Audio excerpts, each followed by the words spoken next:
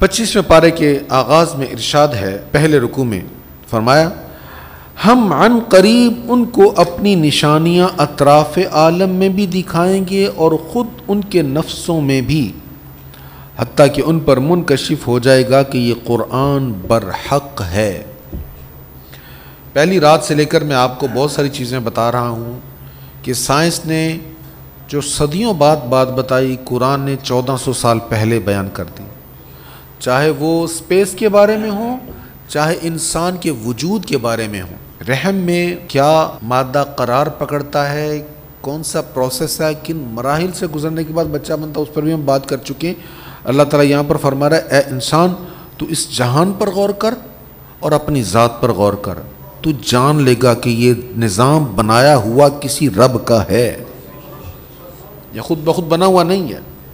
تو یہاں پر بہت بڑی دعوت فکر ہے، اللہ کریم ہمیں سمجھ نصیب فرمائے۔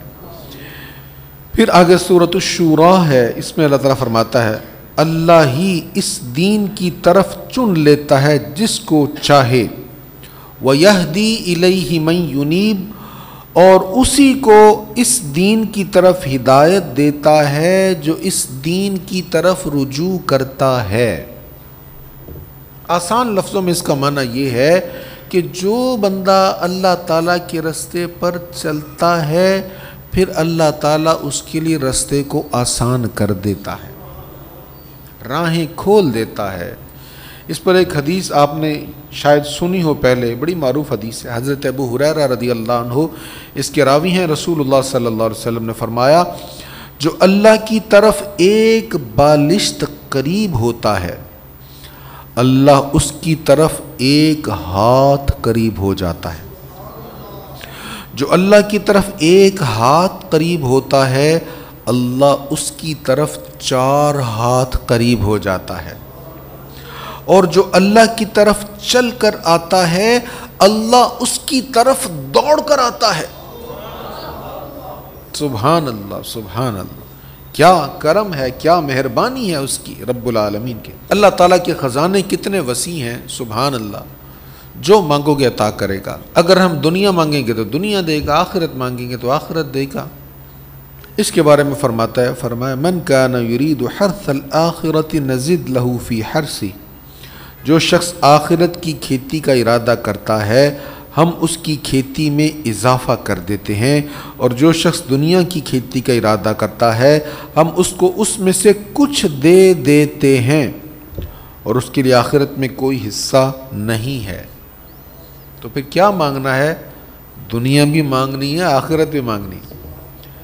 نبی پاک علیہ السلام کی پسندیدہ دعا آپ کو آتی ہے، نہیں آتی تو یاد کر لیں، ربنا آتنا فی الدنیا حسنۃ وفی الآخرۃ حسنۃ وقنا عذاب النار، یا اللہ ہمیں دنیا کی بھلائی عطا فرما، ربنا آتنا فی الدنیا حسنہ، اے ہمارے رب ہمیں دنیا کی بھلائی عطا فرما، وفی الآخرۃ حسنہ، اور ہمیں آخرت کی بھلائی عطا فرما، وقنا عذاب النار، اور دوزخ کے عذاب سے بچا۔ یہ حضور کو بڑی پسند ہے دعا، یہ نہیں یاد تو اس کو یاد کر لیں، یاد ہے تو اس کو پڑھتے رہیں، جامع ترین دعا۔ کبھی دعا مانگنی ہونا، کوئی دعا یاد نہ ہے، بس یہ دعا پڑھ لو، کہیں بھی پڑھو، نماز کے بعد ہو، کہیں بھی کسی بھی موقع پر، افطار کے وقت، سحر کے وقت، قبولیت کے لمحات ہیں، اللہ تعالیٰ آپ کو لے جائے حرم شریف میں، کعبہ شریف پر پہلی نگاہ پڑے یہی دعا پڑھو، حرم شریف میں داخل ہو تو یہی دعا پڑھو، حضور کی دہلیز پر جاؤ، مسجد نبوی شریف میں جاؤ تو یہی دعا پڑھو، بڑی جامع ترین دعا ہے۔ مصیبتیں، درد و الم، مصائب یہ زندگی کا حصہ ہیں، یہ آنے ہی آنے ہیں۔ اللہ تعالیٰ کسی بندے پر اتنا ہی بوجھ ڈالتا ہے جتنا اٹھانے کی اس میں کیپیسٹی ہوتی ہے، یہ سورہ بقرہ کے آخر میں ہم پڑھ چکے ہیں۔ تو یہاں پر اللہ تعالیٰ فرما رہا ہے، اور تم کو جو بھی مصیبت پہنچتی ہے وہ تمہارے اپنے ہاتھوں کے کرتوتوں کا نتیجہ ہے۔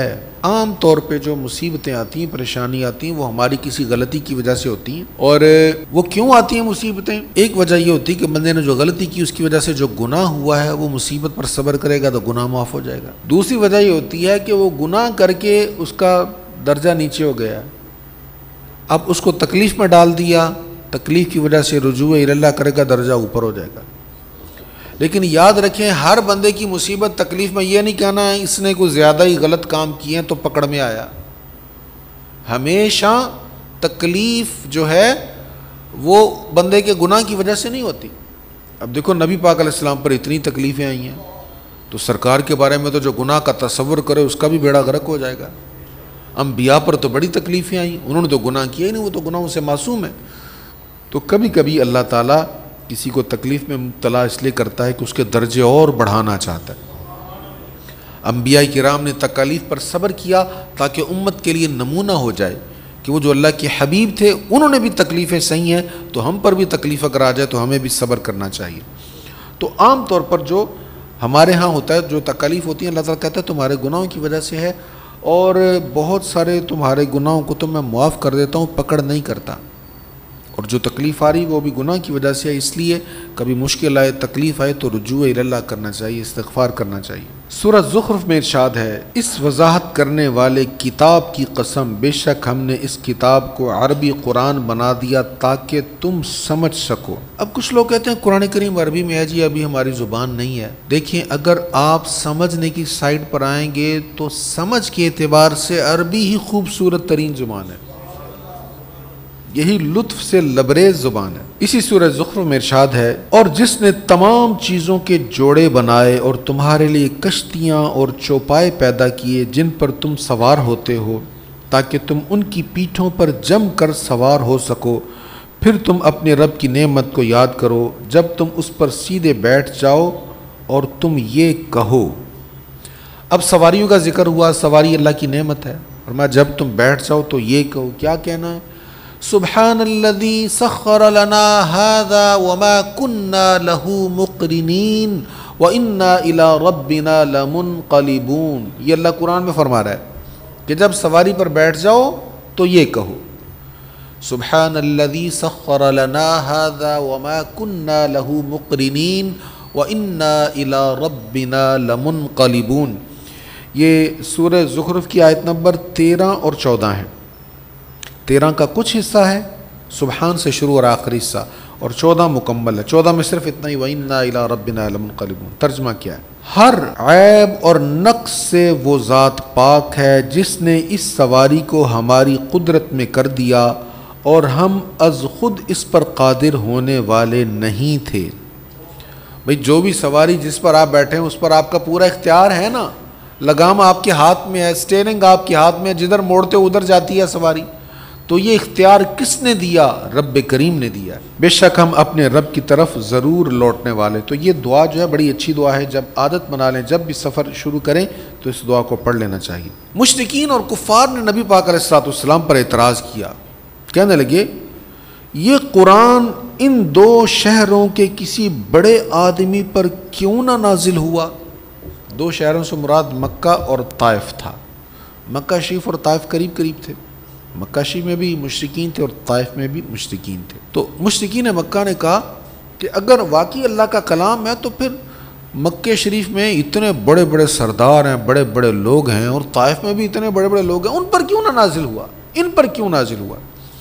تو یہ ان کی عقل کی خرابی تھی, وہ دولت کو بڑا آدمی ہونے کا سبب سمجھ رہے تھے. وہ اس سرداری کو سمجھ رہے تھے کہ بڑا پن ہے جس میں بہت سارے نوکر چاکر ہوں, بہت سارا اسلحہ ہو یا فوج ہو.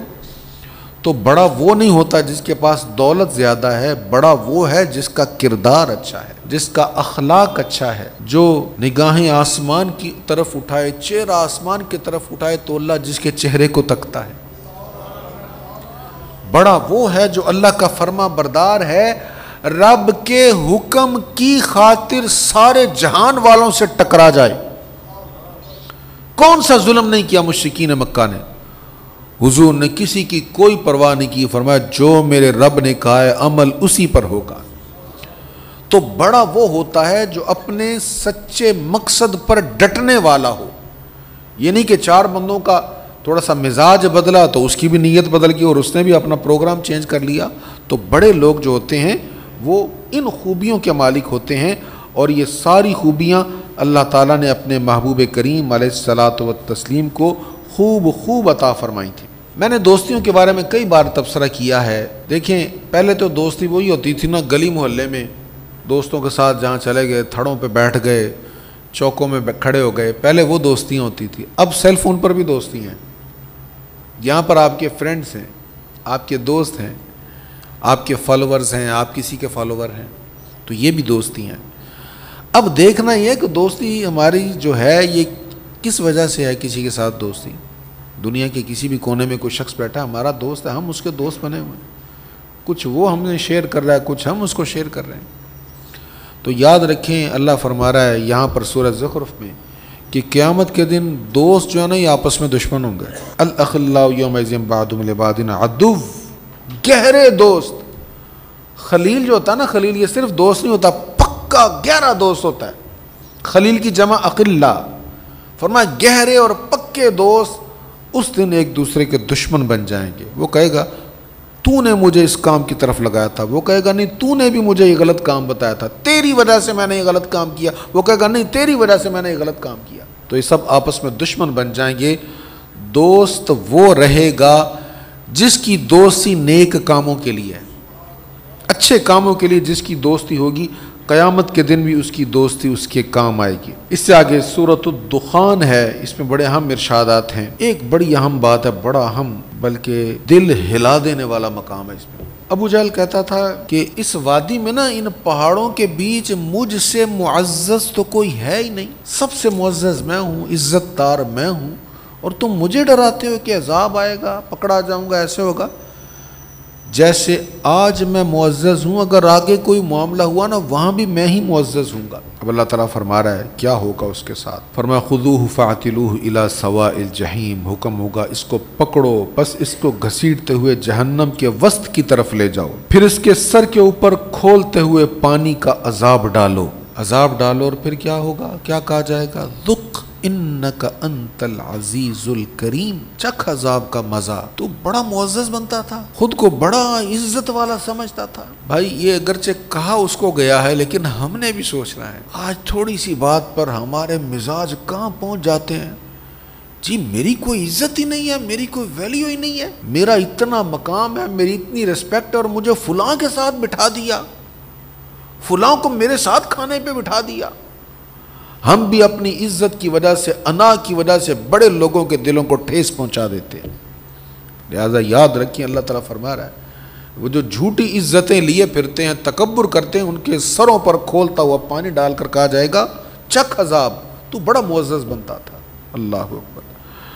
اللہ تعالیٰ ہمیں عاجزی عطا فرمائے, اپنی بندگی کی توفیق عطا فرمائے, اور ہر قسم کے تکبر سے ہماری حفاظت فرمائے. سورۃ الجاثیہ میں ارشاد ہے وَيْلٌ لِكُلِّ أَفَّاكٍ أَثِيمٍ, ہر بہتان تراشنے والے بدکار کے لیے ہلاکت ہے. بہتان کیا ہوتا ہے؟ عام ہے, ہم بہتان لگاتے ہیں, یعنی ایک بندے میں کوئی عیب نہیں ہے, ہم کہتے ہیں ہے یار اس میں یہ عیب. یہ ہمارا ایک معاشرتی مسئلہ ہے. چار بندے بیٹھے ہوں نا, ایک بندہ کسی بندے کی تعریف کر رہا ہو, یار فلاں بندہ بڑا اچھا, بڑا نائس آدمی, یار کیا بات ہے, اس میں برداشت نہیں ہوگا ہمیں. اور رہن دو بھائی, مجھے پتا, میں تمہیں بتاتا ہوں وہ یہ کرتا رہا آج تک, اور اس میں یہ بھی عیب ہے, یہ بھی عیب ہے, یہ بھی عیب ہے, یہ بھی, بس پھر ہم لمبی فہرست بنا دیتے. ہم سے برداشت نہیں ہوتی کسی کی تعریف. تو کسی کی پیٹھ پیچھے اس کا وہ عیب بیان کرنا جو اس میں موجود ہے, یہ ہے غیبت. اور غیبت کے بارے میں ہم آگے 26ویں پارے میں پڑھیں گے. تو غیبت بھی شدید جرم ہے, بہت بڑا گناہ ہے. لیکن اگر اس میں عیب نہیں موجود اور ہم اس کی پیٹھ پیچھے کہہ رہے ہیں کہ اس میں یہ عیب ہے, یہ ہے بہتان. اللہ تعالیٰ فرما رہا بہتان لگانے والے کے لیے ہلاکت ہے, بربادی ہے. اور اس پارے کے اختتام پر فرمایا فَلِلَّهِ الْحَمْدُ رَبِّ السَّمَاوَاتِ وَرَبِّ الْأَرْضِ رَبِّ الْعَالَمِينَ, بس اللہ ہی کے لیے تمام تعریفیں ہیں جو تمام آسمانوں کا رب ہے اور تمام زمینوں کا رب ہے اور تمام جہانوں کا رب ہے, اور اسی کے لیے آسمانوں اور زمینوں میں بڑائی ہے, اور وہی بہت غالب بے حد حکمت والا ہے.